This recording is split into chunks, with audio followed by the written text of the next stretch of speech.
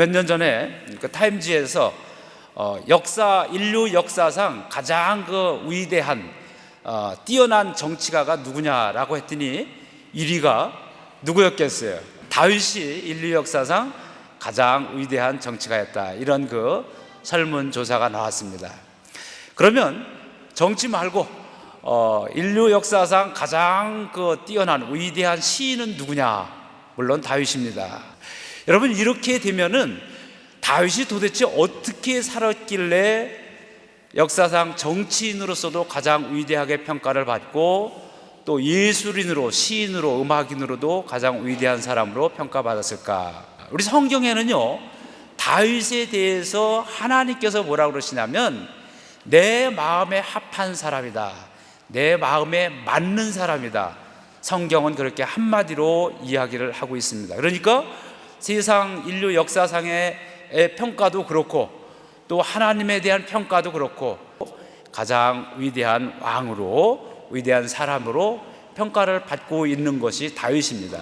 그 다윗의 인생관과 가치관과 삶과 이 모든 것들을 한마디로 정리한 것이 있는데, 그것이 바로 오늘 우리 현광 권사님 읽고 여러분 함께 봉독한 열왕기상에 있는 말씀입니다.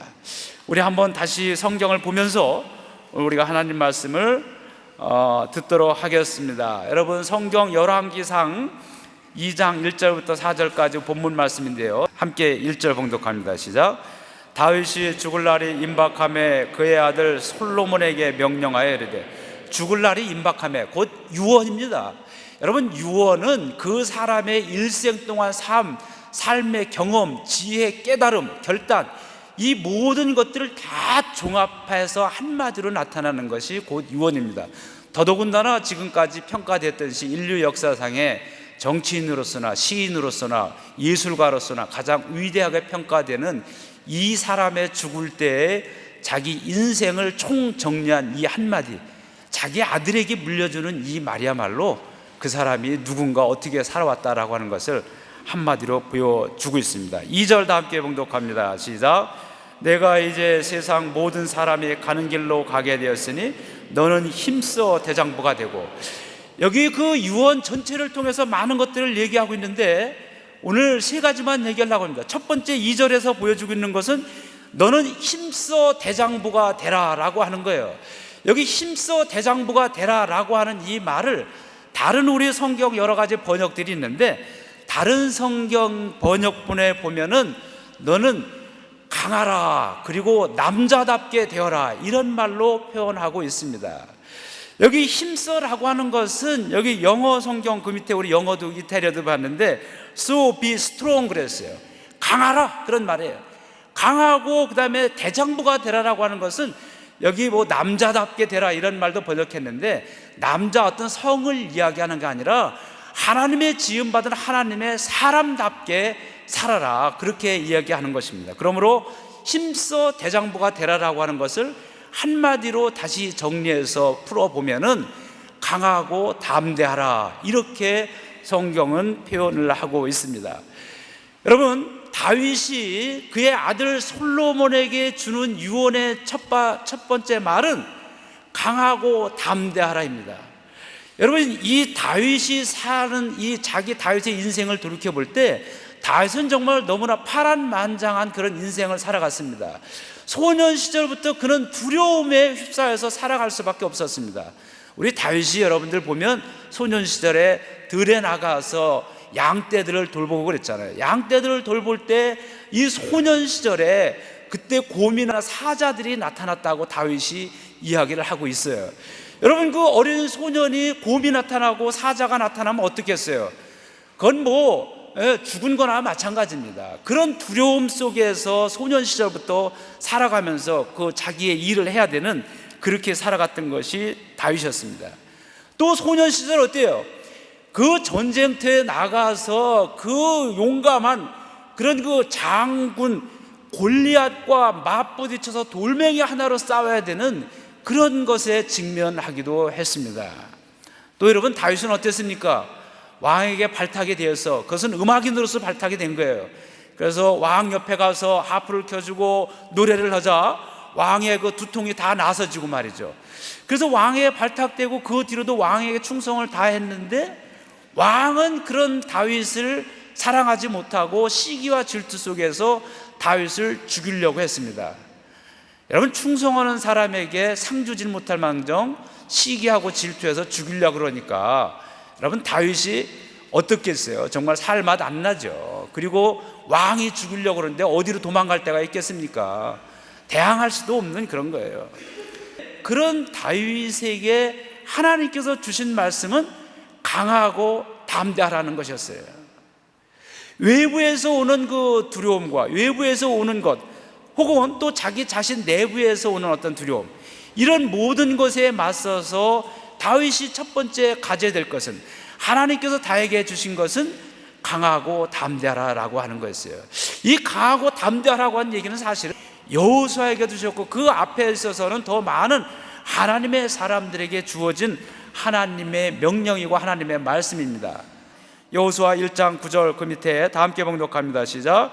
내가 내게 명령한 것이 아니냐, 강하고 담대하라, 두려워하지 말라, 놀라지 말라, 내가 어디로 가든지 내 하나님 여호와가 너와 함께 하느니라 하시니라. 여기서 또 말합니다. 명령한 것이 아니냐, 권유라든지 조언이 아니라 명령입니다. 여러분, 권유나 조언은 내가 받아들이면 좋은 거예요. 그러나 명령을 하지 아니하면 안 되는 강압적인 그런 요소가 바로 명령입니다. 더군다나 그것은 하나님께서 우리에게 주시는 명령이에요. 그 하나님께서 여호와에게 주시는 말씀이 강하고 담대하라, 두려워하지 말며 놀라지 말라라고 하는 거예요. 여러분, 이 말 속에서 여호수아가 지금 걸어가는 그 앞길은 두려워할 수밖에 없고 놀랄 수밖에 없는 그런 것으로 가득 차 있다는 것을 우리는 알 수 있습니다. 그 앞에서 하나님께서 주신 말씀은 강하고 담대한, 왜냐하면 내가 어디로 가든지 내가 너와 함께 하겠다, 너에게 약속한, 너에게 말한 이 모든 언약을 반드시 다 이루게 하겠다. 하나님께서 언약하신 것, 약속을 하나님의 말씀이 이루기 전에 가져야 될 전제 조건은 강하고 담대함이었습니다. 다윗에게도 마찬가지였어요. 어렸을 때부터 그의 일에 성실하게 충실하게 임하고 있는데 닥쳐드는 곰이나 사자를 맞부딪혀서 강하고 담대할 수밖에 없었어요. 두려우면 그냥 그 자리에서 죽는 거죠. 하나님을 믿는 믿음을 가지고 나갔어요. 우리가 잘 아는 골리앗과의 만남도 그렇지 않습니까? 그 많은 그 이스라엘의 군인들, 형을 비롯해서 사울 왕과 군인들은 정상적인 사람이었어요. 그 천하의 전사 골리앗 앞에서 다 두려우며 덜덜 떠는 것은 정상적인 생각입니다. 뭐 생각할 줄 모르거나 아니면 좀 잘못됐거나 하는 사람은 두려움 없이 나갈 수 있겠죠. 정상적인 사람은 두려워하는 것이 정상인인데, 그러나 이 다윗은 두려워하지 않았어요. 아니, 두려움이 있었어요. 그러나 그 두려움이 있었음에도 불구하고 강하고 담대하게 나갈 수 있는, 그 도무지 넘을 수 없는, 도무지 상대가 되지 아니하는 그런 그 골리앗 앞에 나설 수 있었던 것은 사자와 곰을 만났을 때도 하나님께서 지켜주시고 보호해 주셨는데, 이 하나님을 알지 못하는 이방 사람이야 하물며 하나님께서 함께 해준다라고 하는 분명한 하나님에 대한 신뢰, 하나님에 대한 믿음, 확신이 있었기 때문에 그 자기 마음속에 있는 두려움보다도 하나님에 대한 신뢰와 믿음이 더 컸기 때문에 그는 담대하게 골리앗 앞에 설 수 있었던 것입니다. 사울 왕 앞에 서서도 마찬가지지요.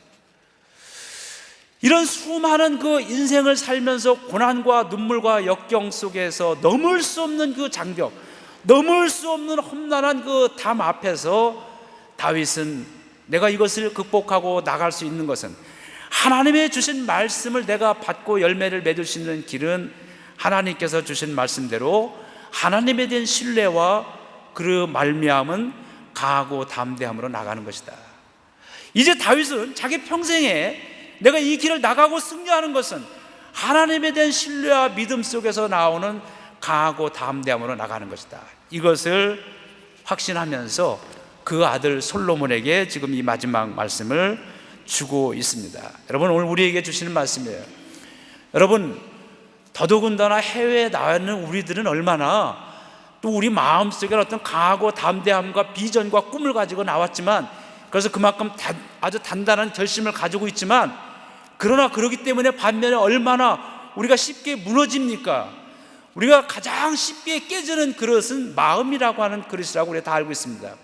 근데 그 마음의 그릇 중에서도 해외에 있는 마음들이 더 가장 쉽게 깨지는 것 같아요. 그래서 우리들은 뭐 한국에 있으면 그냥 웃으면서 넘어갈 것도, 우리 조그만 말 한마디만 들어도 벌써 마음이 그냥 슬퍼지고 낙심되고 말이죠. 눈물이 핑 도는 것이 우리 여기서의 삶의 모습이에요. 반면에 또 아무것 아닌 것, 보잘것 없는 것 하나, 누가 하나 카페 하나 사주고 말이죠, 부침개 하나 붙여줘도 마음이 그냥 따뜻해지고 핑 눈물이 들고 말이죠. 감동도 우리가 잘 됩니다. 여러분, 우리 해외에 있는 우리들에게 주시는 하나님의 말씀, 우리가 신뢰하고 믿을 것은 오직 하나님 한 분이 없다라고 하는 것. 오늘 다윗의 생애를 통해서도 그렇고 여호수아의 생애를 통해 성경 전체를 통해서도 우리에게 주시는 말씀이 그거예요. 강하고 담대하라. 오늘 여기 다윗의 유언을 통해서 주시는 이 강하고 담대하라고 하는 말씀이 하나님의 말씀이 되어서 어떠한 상황, 어떠한 조건에서도 강하고 담대함으로 나가는 여러분이 되기를 주님의 이름으로 축복합니다. 여기 두 번째 다윗이 주는 얘기는 뭡니까? 3절, 내 하나님 여호와의 명령을 지켜 그 길로 행하여 그 법률과 계명과 율례와 증거를 모세의 율법에 기록한 대로 지키라. 그리하면 내가 무엇을 하든지 어디로 가든지 형통할지라. 여기 여러분, 지키라고 하는 것이 나오는데, 여기 보니까 여호와의 명령을 지켜 그 길로 행하되, 여호와 하나님의 길은 그 도예요. 여호와 하나님의 말씀, 법, 그 길로 걸으라고 하는 거예요. 다른 길로 빠지지 말고 그 길을 걸어가는데, 그 길을 걸으면서 지키길 법률과 계명, 그 다음에 율례와 증거, 네 가지를 얘기하고 있어요. 여러분, 법률과 계명과 율례와 증거가 어떻게 다를까? 여기서 우리 단어의 그 분석을 하려고 하는 것은 아닙니다.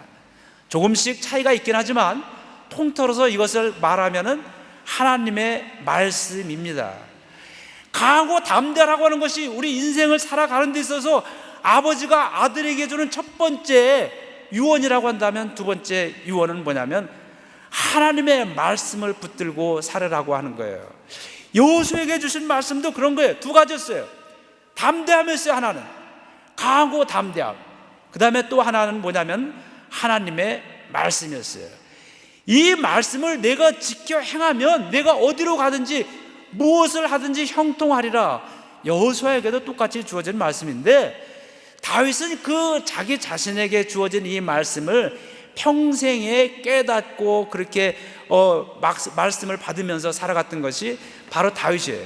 그리고 그 아들 솔로몬에게 마지막으로 주시는 말씀이, 내 한 손에는 강하고 담대함을 붙잡고 있고 내 또 다른 한 손에는 하나님의 말씀을 놓치지 말아라. 이것을 지금 이야기하고 있습니다. 하나님의 말씀을 왜 지켜야 됩니까? 하나님의 말씀이 우리 삶의 지표이기 때문입니다.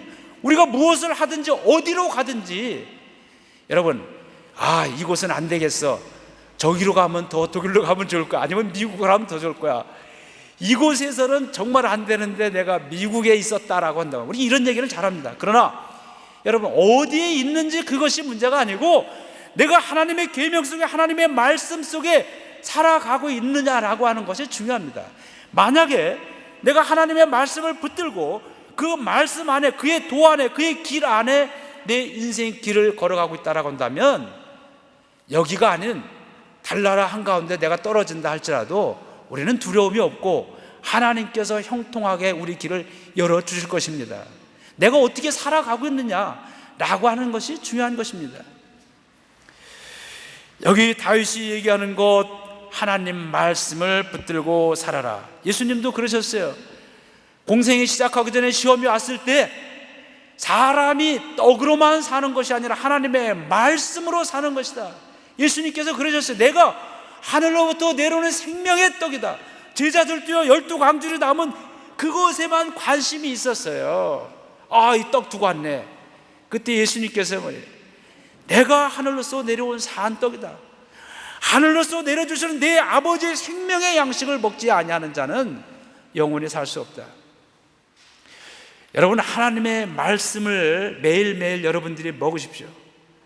우리가 육신적으로는 아침 한 끼 울고 점심 두 끼 굶고, 얼마나 배가 고픕니까? 한 끼만 굶으면 막 배가 고픈 정도를 지나서 나중에 짜증이 나고 화가 나가지고 괜히 그냥 옆에 사람한테 막 화내고 막 그러죠. 심술 부리고. 이게 뭐냐면 생리적으로 그렇게 돼 있어요. 굶으면 이게 여러분, 육신의 양식도 한 끼만 굶어도 화가 나고 짜증이 나는데, 하나님의 말씀을 우리가 굶을 경우에는 영혼이 메말라 죽는 거예요. 영혼이. 근데 희한하게 말이죠, 우리 몸은 배고픈 거 조금 더 못 찾는데 영혼은 말라 죽는 것을 우리가 느끼지 못합니다. 마비된 자, 이 참 문제가 되는 겁니다.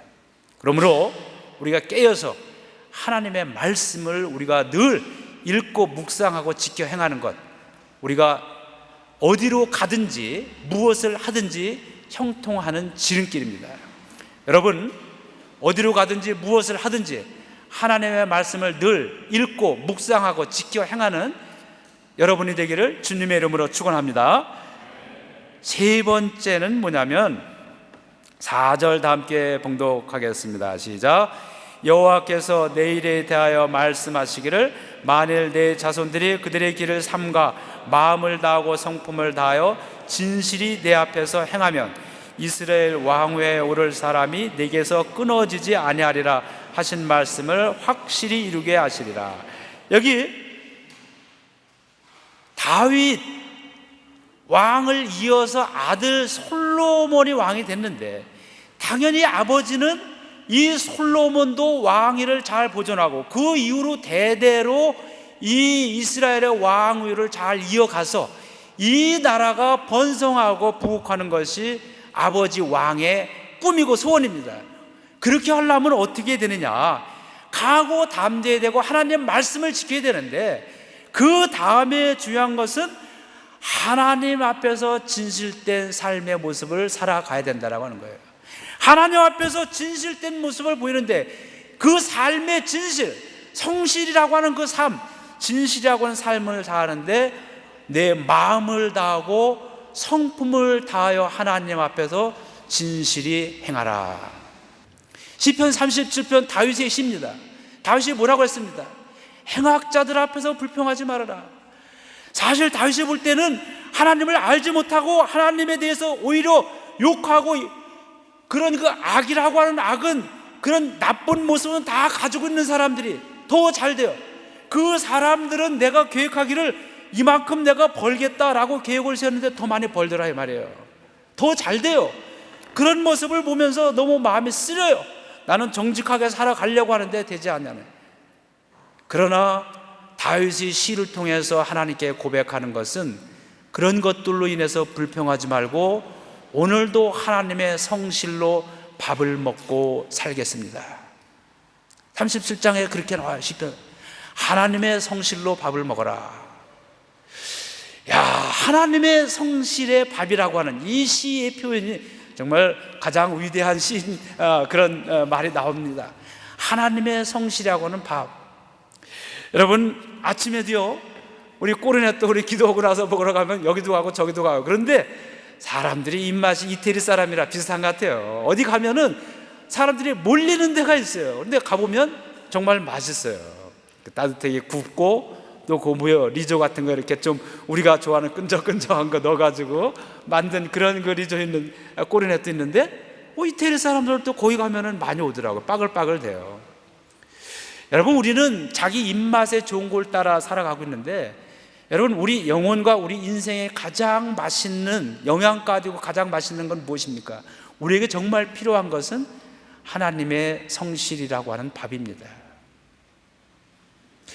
여러분, 하나님의 성실이라고 하는 밥을 빼놓지 말고 매일매일 잡수시는 여러분이 되기를 주님의 이름으로 축원합니다. 여러분, 오늘 우리에게 다윗을 통해서 오늘 우리에게 주시는 말씀이 이제 곧 하나님께서 2013년 새 마음과 새 영으로 살아갈 우리들에게 주시는 말씀입니다. 여러분, 다윗이 준 마지막 말씀, 그 속에 하나님께서 우리 주는 말씀, 강하고 담대하게 살아가야 됩니다. 여러분, 마음 약해지지 마십시오. 다른 타인을 통해서 오는 고난에도 마찬가지고요, 여러분 내부 속에서 생기는 자기 자신의 감정 때문에 생기는 두려움과 약함에서 벗어나십시오. 강하고 담대해야 됩니다. 하나님이 주시는 명령입니다. 그리고 하나님의 말씀을 붙들고 살아가야 됩니다. 하나님의 성실로 밥을 먹으십시오. 그리고 여러분의 생애 끝나는 날까지 하나님을 찬양하십시오. 우리 찬양대 있지만 여러분 너무 행복하고 감사한 거예요. 틈만 되면은 이 찬양대 벗어나려고 하시는 분이 우리는 없지만 하지 마십시오. 여러분들 그냥 끝까지 붙으십시오. 지휘자가 그냥 뭐 눈치를 줘도 틀린다고 눈치를 줘도 여러분 끝까지 하세요. 하나님이 주신 자리 아닙니까? 붙들고 나가야 돼요. 하나님께서 주신 정말 놀라운 축복과 은혜의 자리입니다. 여러분 끝까지. 오늘 어떤 분이 예배드리는데 목사님 성가대 다 하고 싶은데요. 그동안 너무 섰다 안 섰다 너무 여러분 다시 찬양을 하고 싶은 마음은 성령께서 주시는 마음입니다. 여러분 우리 예배 시간에도 우리가 다 함께 찬양 드리는데 여러분 마음을 다하고 성품을 다해서 찬양하십시오. 성령이 오셔서 하시는 역할은 하나님께 영광을 돌리고 우리 주 예수님을 영화롭게 드리는 일이에요. 하나님을 영광되게 하는 많은 일들이 있지만 첫 번째는 그분의 이름을, 그분의 구원을, 그분의 은혜를 찬양하는 거예요. 얼마나 감사해요. 예배 시간에 여러분 찬송 마음을 다하고 성품을 다하고 힘을 다하여 찬양하십시오. 하나님의 영광이 임재하시고요, 우리 삶 속에서 하나님께서 열린 문들을 열어두시고 하나님의 언약의 말씀을 다 이루어 주십니다. 강하고 담대함을 가지고 하나님 말씀을 붙들고 성실함으로 살아가면서 여러분의 하나님 나라 갈 때까지 끝까지 하나님을 찬양하며 살아가는 여러분이 되기를 주님의 이름으로 축복합니다.